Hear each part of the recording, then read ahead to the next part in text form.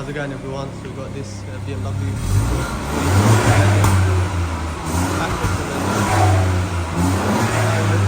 This is exactly how it came in. F20 in 4 dual exhaust conversion and double res delete. It's done the reses.